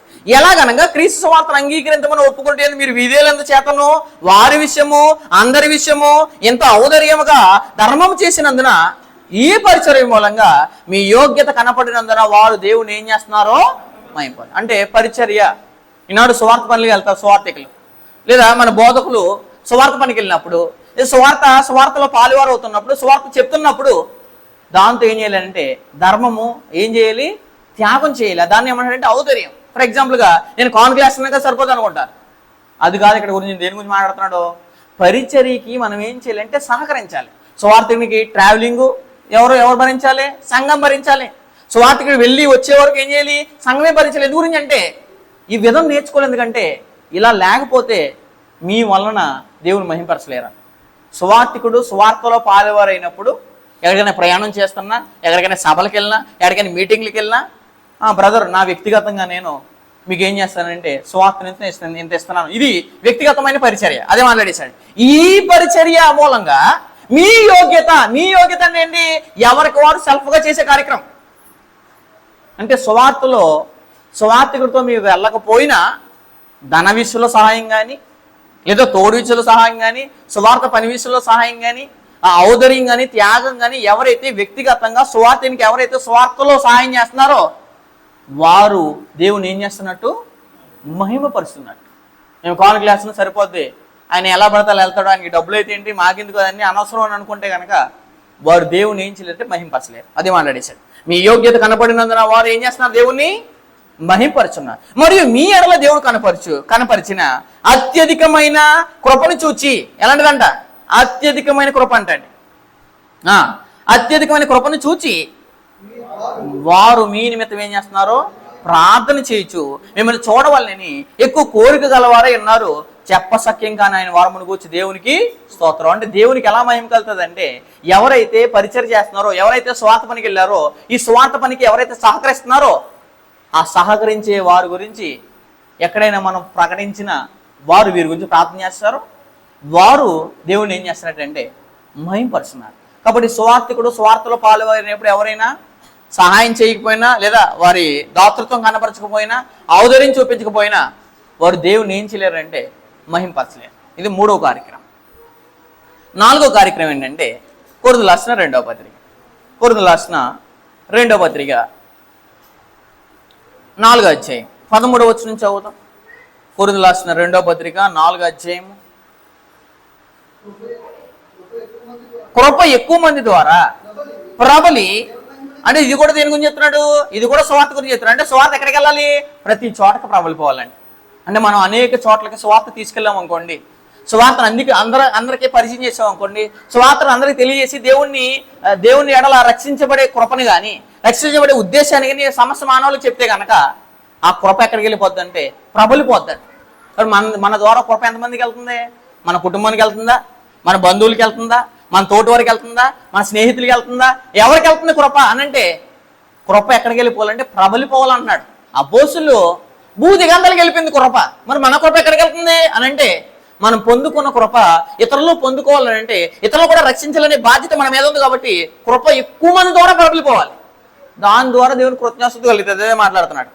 కృప ఎక్కువ మంది ద్వారా ప్రబలి దేవుని మహిమ నిమిత్తము కృతజ్ఞాస్తుతులు విస్తరింపజేయలాగన సమస్తమైనవి మీ కొరకై ఉన్నవి అని చెప్పేశాడు. కాబట్టి ఎంతమంది దగ్గరికి తీసుకెళ్తే మనం కృపని, ఎంతమంది దగ్గరికి సువార్త తీసుకెళ్తే అంతమందికి ఏమైపోతున్నామంటే మనం రక్షించబడే వారికి జీవవాసన, నశించిపోయేవారికి ఎలా ఉంటాం? మరణపు వాసన ఉంటాం. అదే మాట్లాడేసి కొరింథీయులకు రాసిన 2వ పత్రిక 2వ అధ్యాయము 14వ వచనం, 2వ అధ్యాయం 14వ వచనం, మా ద్వారా ప్రతి స్థలమందు ఎంతమందికి మీరు సువార్త చెబితే, ఎంతమంది మీ ద్వారా బాప్తిసం పొందితే, ఎంతమంది దగ్గరికి కృప వెళ్తే కనుక అంత దేవునికి ఏం కలుగుతుంది? మీ ద్వారా మహిమ కలుగుతుంది. అంటే ఎవరైనా వ్యక్తిగతంగా ఈరోజు నేను ఎవరికి వాక్యం చెప్పలేదు అన్న వాళ్ళు దేవుని మహింపరచలేరు. ఎవరికి రక్షించబడలేని వాళ్ళకి దేవుని మాటలు చెప్పలేని వాళ్ళు కానీ వాళ్ళ దగ్గరికి వాక్యం అందించలేని వాళ్ళు కానీ దేవుని మహింపరచలేరు. అందుకోసమే మా ద్వారా ప్రతి స్థలమందు క్రీస్తుని గూర్చిన జ్ఞానం యొక్క శ్వాసను కనపరచుచు ఆయన యందు మమ్మల్ని ఎల్లప్పుడూ విజయోత్సవంతో ఊరేగించుచున్న దేవునికి, అంటే దేవునికి ఎప్పుడు స్తోత్రం అంటే దేవునికి ఎప్పుడు మహిమ అంటే కనుక కృప ఎక్కువ మంది ద్వారా ప్రబలాలి. క్రీస్తుని గురించిన జ్ఞానం ప్రతి స్థలంలోకి వెళ్ళిపోవాలి. ఎంతమందికి వెళ్తే సంఘం ఏమైపోతుందండి? సంఘం అసలు ఇక్కడ ప్లేస్ కూడా సరిపోదు. కానీ ప్లేస్ సరిపోతుందనంటే కృపను ఏం చేయట్లేదు, ముందుకు తీసుకెళ్ళట్లేదు. కృపను తీసుకెళ్తే ఆనాడు సంఘం ఏమైంది? మొదట 3000 మంది, తర్వాత ఏమైంది? 5000 మంది, తర్వాత అసలు పురుషుల్లోనే 5000 మంది, ఇంకా స్త్రీలు ఎంతమంది ఉన్నారో చెప్పలేదు అక్కడ. అంటే ఎంతమంది మారిపోయి కృపను ఎంత బాగా సంఘ సభ్యులు తీసుకెళ్తే, సంఘ సభ్యులు ఎంత బాగా సువార్త చెప్తే, ఎంతమందిని రక్షించేలా చేస్తే అంతమంది ద్వారా ఏం కలుగుతుంది అంటే దేవునికి మహిమ కలుగుతుంది. ఈ సంగతి ఎరగాలి. ఇది 4వ విషయం. 5వ విషయం చదువుతాం. కొరింథీయులకు రాసిన మొదటి పత్రిక 10వ అధ్యాయము 31వ వచనం నుంచి చదువుతాం. కొరింథీయులకు రాసిన మొదటి పత్రిక 10వ అధ్యాయం 31వ వచనంలో దేవుడు ఒక సమాచారం తెలియజేశాడు. కాబట్టి మీరు భోజనం చేసినను పానము చేసినను మీరు ఏమి చేసినను సమస్తమును. భోజనం చేశామా? భోజనం చేసినప్పుడు ప్రార్థన చేస్తున్నారా? చేయట్లేదు. నేను ఫంక్షన్లో ఉన్నాను, నేను పెళ్లిలో ఉన్నాను, ఇక్కడ ప్రార్థన చేస్తే ఎలాగా? ఈ భావం సరైనది కాదు. ఎవరుంటే మనకి ఎందుకండి?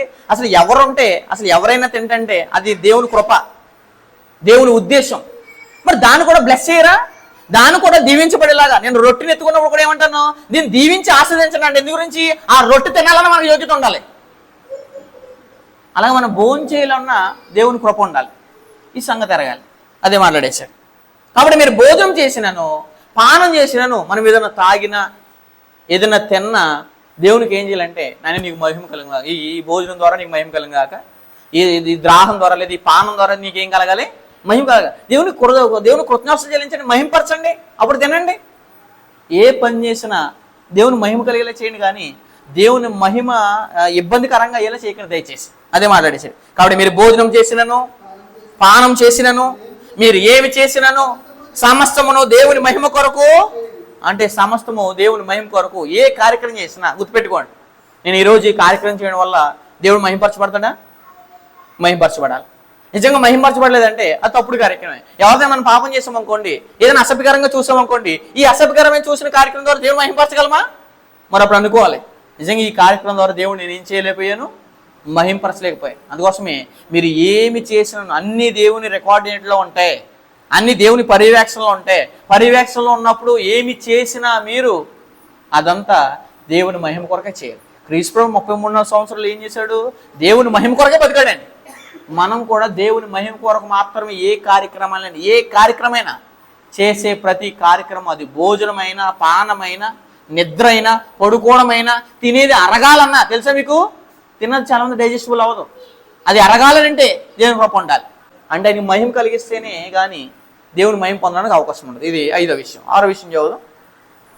రోమపత్రిక 15వ అధ్యాయం. రోమపత్రిక 15వ అధ్యాయం 5వ వచనం చదువుతాం. రోమపత్రిక 15వ అధ్యాయం 5వ వచనం. రోమపత్రిక 15వ అధ్యాయం 5వ వచనం. 15వ అధ్యాయం 5వ వచనం. మీరు ఏకభావం కలవారై ఏకగ్రీవంగా, అంటే ఏకభావం అంటే ఒకే భావం. సంఘంలో ఒకే భావం లేకపోతే కనుక మీరు ప్రభురాత్రి భోజనంలో చేయి పెట్టలేరు. ఈ సంగతి గుర్తుపెట్టుకుని, ఎందుకంటే మీరు ఏకభావం కలవారే ఏకగ్రీవంగా, అంటే పుట్టినోట్ల మూల భాషలో ఒక్క నోటితో, ఒకే నోటితో పాట పాడి మీ అందరూ, ఒకే నాటితో వాక్యం చదివి మీరందరూ ఒకేలాగా లేకపోతే కనుక, ఒకే మాటతో లేకపోతే, ఒకే భావం లేకపోతే కనుక మీరు ప్రభురాత్రి భోజనంలో పాల్పొందుకోవడానికి అవకాశం ఉండదు. ఏ కార్యక్రమం చేసినా అది అవకాశం ఉండదండి. అదే మాట్లాడేశాడు. మీరు ఏకభావం గలవారే ఏకగ్రీవంగా మన ప్రభు అయిన యేసు క్రీస్తు తండ్రి యొక్క దేవుడు మహిమపరిచి నిమిత్తము క్రీస్తు యేసు చిత్త ప్రకారము ఒకరితోనొకడు ఏమవ్వాలి. నేను ఎండండి అతనిది నాదే అండి, నేను చెప్పింది ఎంటరా నాదే వినాలి అని అనుకుంటారు కొంతమంది స్వార్థం. ఎవరైనా చెప్పింది వినాలి, ఏది మంచిదో అన్ని ఆలోచించి ఏం చేసుకోవాలి, ఒకటి డిసైడ్ అవ్వాలి. అంతే తప్పించి నాదే గెలవాలి నాదే చెయ్యాలి అని అంటే మనసు కలవదండి. మనసు ఒకరితోనొకడు కలవాలి. అందుకోసమే ఒకరితోనొకడు మనసు కలిసిన వారై ఉండినట్లు ఓర్పునకును ఆదరణకును కర్తయ్యకు దేవుడు మీకు అనుగ్రహించిన గాక. అంటే దేవునికి ఎప్పుడు మహిమ కలుగుతుందంటే, దేవునికి ఎప్పుడు స్తుతి కలుగుతుందంటే కనుక మనమందరూ ఒకే భావంతో లేకపోయినా, ఒకే మాట లేకపోయినా ఖచ్చితంగా ఏం కలగదంటే సంఘం ద్వారా దేవునికి ఏం కలగదో మహిమ కలగదు. సంఘం ద్వారా దేవునికి మహిమ కలగాలంటే ఒకే ఉద్దేశాలు ఉంటాయి. మన గురించే బయటలు చెప్పడం, ఇంట్లో ఉన్న సమస్యల్ని బయట చెప్పడం, ఇలా ఉంటారు కదా. వీళ్ళందరూ ఎవరు అనుకున్నారు? అవిశ్వాసులు, మనతో పాటు ఉన్న అవిశ్వాసులు. సంఘంలో కార్యక్రమాలు బయట చెప్పేవాడు అవిశ్వాసి. ఎందు గురించి అంటే మీరు పరిశుద్ధమైన వానితో చెప్పే కార్యక్రమాలు లోకంతో వాద్యం ఆడుతున్నారంటే చూడండి చెప్పేశాడు దేవుడు. చాలామంది ఇంట్లో ఉన్న కార్యక్రమాలు బయటలు తెలుతున్నాయంటే దాని కారకులు అవిశ్వాసులే. చూడండి కొరింథీయులకు రాసిన మొదటి పత్రిక 6వ అధ్యాయం. ఎందుకంటే సహోదరు మీద ఒకే భావం లేకపోతే ఎలా ఉంటుంది ఉద్దేశాలు. 6వ అధ్యాయం 1వ వచనం. మీలో ఒకరికి మరి ఒకరి మీద వాద్యం ఉన్నప్పుడు వాడు పరిశుద్ధులు ఎదుట ఎవరికైనా ఏదైనా క్లాస్ ఇచ్చిందనుకోండి, పరిశుద్ధులు ఎదుట తీసుకోవాలి. ఇది అట్టుకొచ్చి ఎవరి దగ్గర చెప్తారు? వీళ్ళు లోకం దగ్గర చెప్తారు. ఎంత ఉన్నతులు క్రీస్తు సంఘంలో ఉండకూడదు, దయచేసి గుర్తుపెట్టుకోండి. పరిశుద్ధులు ఎదురు కాక అనేక మంతులు ఎదుట వాద్యం మాటకి ఏం చేస్తున్నాడు? మీరు పరిశుద్ధులు ఎవరో లోకాన్ని, పరిశుద్ధులే లోకాన్ని తీర్పించాలన్నప్పుడు పరిశుద్ధులు లోకంతో చెప్తున్నానంటే ఎంత అవిశ్వాసాలు దయచేసి ఆలోచించండి. ఇద్దరికి ఒకే భావం ఉండాలి, ఒకే మాట ఉండాలి, ఒకే మనసు ఉండాలి, ఒకే తాత్పర్యం ఉండాలి. లేకపోతే మీ ద్వారా దేవునికి ఏం కలగదనంటే మహిమ కలగదు. మీరు మీ పక్కన సహోదరులతో కానీ అందరూ ఒకే ఉద్దేశం లేకపోతే కనుక దేవుని ఏం చేయలేరంటే మహింపరచలేరు. ఈ సంగతి జరగాలి. మరొక విషయం చదువుతాం. కొరింథీయులకు రాసిన 2వ పత్రిక 1వ అధ్యాయం 20వ వచనం చదువుతాం. కొరింథీయులకు రాసిన 2వ పత్రిక 1వ అధ్యాయం 20వ వచనం. 1వ అధ్యాయం 20వ వచనం. దేవుని వాగ్దానములు ఎన్ని అయినను అన్నియు క్రీస్తు నందు. అంటే వాగ్దానాలు కూడా ఎవరికి ఇస్తాడు దేవుడు? ప్రతిరోజు. ఈ రోజు వాగ్దానం అనేటారు ప్రతిరోజు స్టేటస్ చాలా మంది. ఏంటంట? ఈ రోజు వాగ్దానం వేరు, వాక్యం వేరండి. సంగతి ఎరగాలి. చాలామంది వాక్యాన్ని వాగ్దానం ఒకటి అనుకుంటారు. దాని గురించి కూడా మనం ఒక లక్ష్యం చెప్పాం. ఎందు గురించి అంటే అన్ని వివరంగా ఎందుకు చెప్తున్నామని అంటే వాక్యాలు వేరు, వాగ్దానాలు వేరు. వాగ్దానం అంటే అర్థం ఏంటి? ప్రామిస్ చేసింది, నువ్వు ఎలా ఉంటే నేను నీకు ఇది ఇస్తాను అనేది ఏంటిది? వాగ్దానం. చాలామంది ఏం చేస్తారు? వాక్యాలు కూడా ఈ రోజుటి వాగ్దానం, ప్రతిరోజు వాగ్దానం, దిన వాగ్దానం. ఏంటంటే వాగ్దానాలు, వాక్యాలను కూడా వాగ్దానాలు చేశారు. అవి కూడా ఏం చేసుకుంటారు? అనుగుణమని రాస్తారు, అనుగుణమని తయారు చేస్తారు ఎడిటింగ్ చేసి. వాగ్దానాలు ఎవరి యందు ఉన్నవి? క్రీస్తు నాన్న. అంటే క్రీస్తు సంఘంలో లేని వాళ్ళు వాగ్దానం ఎలా పొందుకుంటారు? అది కూడా మాట్లాడేశాడు. 20వ వచనం. దేవుని వాగ్దానములు ఎన్ని అయినను, ఎన్నున్నా సరే ఎన్ని అయినను అన్నియు క్రీస్తు నందు అవునన్నట్టుగానే ఉన్నవి కనుక మన ద్వారా దేవునికి మహిమ కలుగుటకై అవి ఆయన వల్ల నిత్యములై. అంటే దేవునికి ఎవరైతే మహిమ పొందిస్తారో, మహిమ పరిచయలా బ్రతుకుతారో ఆ కార్యక్రమాలు చేసిన వారికి ఏం పొందుతారు? వాగ్దానాలు పొందుకుంటారు. అవి వాగ్దానాలు క్రీస్తు నందు బ్రతికే వారికి మాత్రమే పొందుకుంటారు. ఎన్ని కార్యక్రమాల గురించి మాట్లాడడం? ఎన్ని మార్గాలు? 1, విమోచన పొందిన వారు నిర్దోషులుగా పరిశుద్ధులుగా బ్రతకాలి. 2 నీతి ఫలాలతో నిండుకోవాలి. 3 స్వార్థ నిమిత్తం ఔదార్యాన్ని కనపరచాలి. 4 కృతజ్ఞాసలు చెల్లించాలి, కృప ప్రబలాలి. 5 చేసే ప్రతి కార్యక్రమం దేవునికి మహిమపరిచేలా చేయాలి. 6 ఏకభావము ఏక మనసు కలిగే ద్వారానే దేవుని ఏం చేయగలం? మహిమ కాదు. ఇవన్నీ క్రీస్తు సంఘంలో ఉండి చేస్తే ఎన్ని వాగ్దానాలు ఉంటే అన్ని క్రీస్తునందు ఇచ్చేస్తారు. దీనికోసం, ఇది కూడా ఆయన మహిమ కోసం. అందుకోసమే ఎన్ని అయినను అన్నీ అవడటట్టుగానే అవి ఆయన వలన ఏమై ఉన్నాయి? నిశ్చయములైనవి అని చెప్పేశారు. ఏంటి వాగ్దానాలు అని అంటే, మీకు కొన్ని వాగ్దానాలు చేసుకుని నేను పరిచయం చేసి ముగిస్తాను. హెబ్రీ పత్రిక 4వ అధ్యాయం. హెబ్రీ పత్రిక 4వ అధ్యాయం మొదటి వచనం చదువుదాం. హెబ్రీ పత్రిక 4వ అధ్యాయము మొదటి వచనం చదువుదాం. 4వ అధ్యాయం మొదటి వచనం. ఆయన యొక్క విశ్రాంతిలో ప్రవేశించదు అని వాగ్దానము ఇంకా నిలిచి ఉండగా మీలో, అంటే వాగ్దానం ఏం చేస్తుందంట?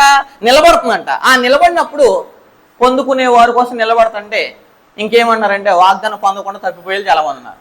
మీరు దయచేసి గుర్తుపెట్టుకోండి, ఎన్ని సమస్యలు వచ్చినా, ఎన్ని ఇబ్బందులు వచ్చినా, ఎవరితో విభేదం వచ్చినా, ఏది వచ్చినా సరే మీరు క్రీస్తులో చేయకూడదు, తొలగిపోకూడదు. క్రీస్తునందు తొలగిపోయారా దేవుడు మీ కొరకు చేసిన వాగ్దానాన్ని పొందకుండా చచ్చిపోతారు. అందుకోసం ఆయన విశ్రాంతిలో 6 లక్షల మందిలో 2 మిగిలి మిగతా వాళ్ళందరూ కోల్పోయారంటే కారణం వారు ఏం చేశారంటే నిలిచి ఉన్న వాగ్దానాన్ని కనిపెట్టి బ్రతకలేదు. ఈనాడు కూడా అలాగే ఎగిరిపోతారు. 4వ అధ్యాయం మొదటి వచనం. ఆయన విశ్రాంతిలో ప్రవేశించిన వాగ్దానం ఇంకా నిలిచి ఉండగా మీలో ఎవడైనను ఒకవేళ తప్పిపోనేమని భయము కలిగి ఉండాలి. మనం ప్రతిరోజు, అంటే ఎవడొచ్చి మనల్ని మోసం చేస్తాడా, ఎవడైనా మనల్ని చేదేని వీరు కలిపేసి మనల్ని మోసపుచ్చుతాడని ఏం చేయాలి? మన రక్షణ విషయంలో భయముతో వణుకుతో కొనసాగించకపోతే వాగ్దానం పొందుకోలేని గుర్తుపెట్టుకోండి.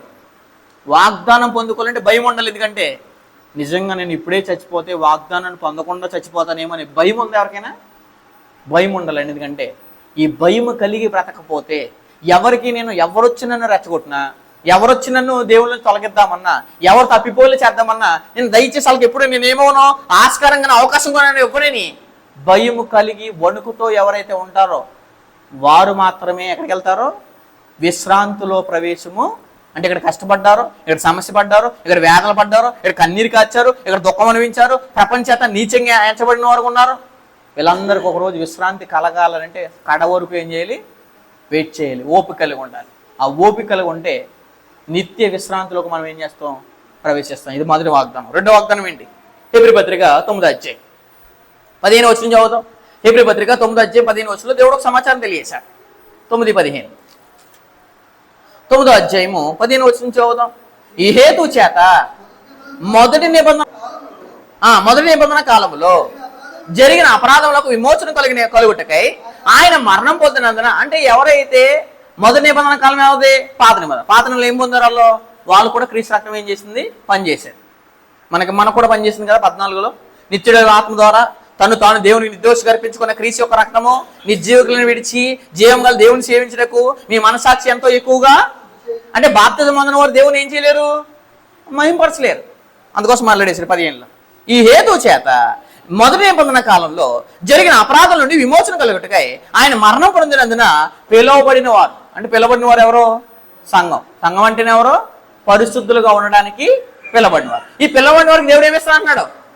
నిత్యమైన స్వాస్యం. అది మాట్లాడేశాడు. పిలువబడిన వారు నిత్యమైన స్వాస్యం, అంటే స్వాస్యము ఎప్పుడూ ఉంటుందండి, నిత్యము ఉండాలి. మీరు నిత్యము బ్రతకాలంటే భూమి 60-70 సంవత్సరాలు మాత్రం బ్రతుకుతారు. మీరు 60-70 సంవత్సరాలు కూడా ఏం లేదు, గ్యారంటీ లేదు. రేపు బతుకుతారో కూడా ఏం లేదు, గ్యారంటీ లేదు. కానీ నిత్యము గ్యారంటీ ఉండే లోకం ఒకటి ఉంది, స్వాస్యం ఒకటి ఉంది. అది వెళ్ళాలంటే ఇక్కడ కరెక్ట్గా బ్రతకపోతే, ఇక్కడ దేవుని మహింపరిచేలా బ్రతకపోతే కనుక నిత్యమైన స్వాస్యం వెళ్ళడానికి ఏముండదో అవకాశం. అంటే మీరు నిత్యము జీవించాలంటే, అసలు నిత్య జీవం అంటే అర్థం ఏంటి? నిత్య జీవము అంటే ఎల్లప్పుడూ ఎలా ఉంటారో? జీవం కలిగి ఉంటారో, బ్రతికుతూ ఉంటారో అని అంటే దేవునితో ఎల్లప్పుడూ గడపాలంటే 60-70 సంవత్సరాలు మనకి విసుకొచ్చేస్తుంది ఇక్కడ ఉన్న జీవితం, ఇక్కడ ఉన్న లోకం. అని దేవునితో కనపడం ఎంత ఉన్నతం అండి. అది నిరంతరము నిత్యము యుగయుగాలు దేవునితో ఉండడం అంటే, అలాంటి అవకాశం మనం పొందుకోవాలంటే దేవుని మహిమపరిచి చచ్చిపోవాలండి. ఈ సంగతి ఎరగాలి. ఇది ఏంటిది? ఏ వాగ్దానం ఇది? నిత్యమైన స్వాస్థ్యమును కూర్చిన వాగ్దానం పొందిన నిమిత్తము ఆయన క్రొత్త నిబంధనకి ఏమై ఉన్నాడు? మధ్యవర్తి. కాబట్టి మధ్యవర్తి లేకపోతే స్వాస్థ్యానికి వెళ్ళలేమ్మా. ఈ సంగతి ఎరగాలి. ఇది రెండో వాగ్దానం. మూడో వాగ్దానం ఏంటిది? యాకోబు రాసిన పత్రిక 2వ అధ్యాయం. యాకోబు రాసిన పత్రిక 2వ అధ్యాయము 5వ వచనం చదువుదాం. 2వ అధ్యాయం 5వ వచనం. యాకోబు రాసిన పత్రిక 2వ అధ్యాయం 5వ వచనం. ఆలకి నా ప్రియ సహోదరులను ఆలకించండి. ఈ లోక విషయంలో దరిద్రులైన వారిని విశ్వాసం ఉంది. ఎలాగా అంటే భూమి మీద ఏంటి దరిద్రులుగా చూస్తారు, మనల్ని నీచంగా చూస్తారు, అవమానపరుస్తారు, హేళన చేస్తారు, అల్లరి చేస్తారు, దూషిస్తారు. ఇలా చేసినప్పుడు కూడా మీరు ఎప్పుడు ఏంటి నాయన నాకు ఈ పరిస్థితి అనుకోకుండా నేను పరలోకానికి వెళ్ళడానికి దగ్గరగా ఉన్నాను కాబట్టి నాకు ఈ కలిగితే నేను ఆలోచించుకుంటే మీరే విశ్వాసం మంది ఎవరంటే భాగ్యవంతులు. అందుకోసం ఈ లోకము విషయంలో దరిద్రులైన వారిని విశ్వాసమందు భాగ్యవంతులుగాను, తాను ప్రేమించే వారికి తాను వాగ్దానం చేసిన రాజ్యం అంటే పరలోకం వెళ్ళాలంటే, దేవుని రాజ్యం వెళ్ళాలంటే కంపల్సరీ ఎక్కడ వెళ్ళాలంటే విశ్వాసం ఉంది. అక్కడ భాగ్యవంతులు, అక్కడ గొప్పవారుగా, అక్కడ కీర్తి ఉన్నవారుగా, అక్కడ మహిమ పొందేవారులాగా, అక్కడ ధనవంతులు ఉండాలి. కానీ ఇక్కడ కాదండి సంగతి ఎరగాలి. అందుకోసమే విశ్వాసం ఉంది భాగ్యవంతులుగా, తను ప్రేమించే వారికి తాను వాగ్దానం చేసిన రాజ్యములకు వారసులు. వారసులు అంటే ఎవరు? వారసులు అంటే దేవుని కుమారుడు, దేవుని కుమార్తె. అంటే దేవుడు పరలోకానికి అంటే రాజరికం కలిగి మనము పరలోకంలో ఒక కుర్చీ మనకు దక్కాలంటే, ఒక సింహాసనం మనకు దక్కాలంటే, వారసత్వం మనకు దక్కాలంటే, వారసత్వంలో ఆశ ఎవరిదండి? పరలోకం ఎవరిదంటే మనదే. పరలోక ఆశ ఎవరిదే? మనది. అంటే పరలోక ఆశ పొందుకోవాలంటే దేవునికి వారసులుగా బ్రతికి చచ్చిపోవాలి. వారసులు కానివారుగా కాదు, వారసులుగా బ్రతికి చచ్చిపోతే దేవుని రాజ్యం అనే వాగ్దానం మనకు దేవుడు ఏం చేస్తాడో అనుగ్రహించేస్తాడు. దేవుని రాజ్యానికి వారసత్వం కావాలంటే విశ్వాసం ముందు భాగ్యవంతులుగా బ్రతకాలి. కానీ లోక విషయాలు ఎలా బ్రతకాలి? దరిద్రులుగా బ్రతకాలి. అంటే లోకం ఎలా బ్రతికినా మన దరిద్రులుగానే భావిస్తాడు. అప్పుడేమి అవమానపడకూడదు, అప్పుడేమి సిగ్గుపడకూడదు, అప్పుడేమి వేరే ఉద్దేశంలో మనం ఆలోచించుకోకూడదండి. ఇది మరొక వాగ్దానం. లాస్ట్ వాగ్దానం చూస్తే మనకి యోహాను రాసిన మొదటి పత్రిక 2వ అధ్యాయం. యోహాను రాసిన మొదటి పత్రిక 2వ అధ్యాయం 25వ వచనం చదువుతాం. యోహాను రాసిన మొదటి పత్రిక 2వ అధ్యాయం. నిత్య జీవం అనుగ్రహించడానికి ఆయన తానే మనకు చేసిన, అంటే మీరు నిత్యము జీవించాలని వాగ్దానం చేశారంట. మీరేమో నిత్యము జీవించకుండా ఈ భూలోకంలో చచ్చిపోయి నరకంలోనికి, అగాధంలోకి, పాతాళంలోకి వెళ్ళిపోతున్నారు. పాతాళంలోకి వెళ్ళకుండా మీరు నిత్యము నాతో బ్రతకాలి, నిత్యము నాతో జీవించాలి, నిత్యము నాతో ఉండాలి అని అంటే కనుక నిత్య జీవాన్ని మనం ఏం చేయాలి?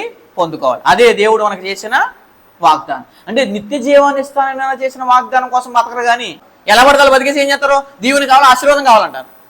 ఇది కరెక్ట్ కాదండి. మనకి దేవుడు ప్రామిస్ చేసింది నిత్య జీవం అనే వాగ్దానం ఇచ్చినప్పుడు దేవుడు నిత్యం ఉండాలి, ఆయనతో మాట్లాడాలి, ఆయనతో ఉండాలి, ఆయన హత్తుకోవాలి, ఆయన ప్రేమించాలి, ఆయనతో ఎక్కువ గడపాలి అని అనుకోలేండి. ఎందుకంటే అసూయ కలిగిన లోకంలో, స్వార్థపూరితమైన లోకంలో, దేవుని వాక్యానికి విలువ లేని లోకంలో మనం బ్రతుకుతున్నాము. కానీ ఇక్కడ విడిచి, ఇక్కడ మరణించి దేవుని దగ్గరికి వెళ్తున్నామంటే చాలా గొప్ప కార్యక్రమం అండి. అది అందుకోసం అన్నాడు నిత్య జీవాన్ని వెళ్ళే వాగ్దాన్ని కనిపెట్టు బ్రతకాలి మనం. మరొక వచనం చూస్తే యాకోబు రాసిన పత్రిక మొదటి అధ్యాయం 12వ వచనం. మొదటి అధ్యాయం 12వ వచనంలో సమాచారం తెలియజేశాడు. యాకోబు రాసిన పత్రిక మొదటి అధ్యాయం 12వ వచనం. శోధన సహించేవాడు ధన్యుడు. అంటే దేవుడు శోధన చేయడండి, అబ్బో శోధించడం మనల్ని. కానీ శోధన ఏం చేయాలంటే సహించాలి. శోధన సహించేవాడు ధన్యుడు, అతడు శోధక నిలిచేవాడే.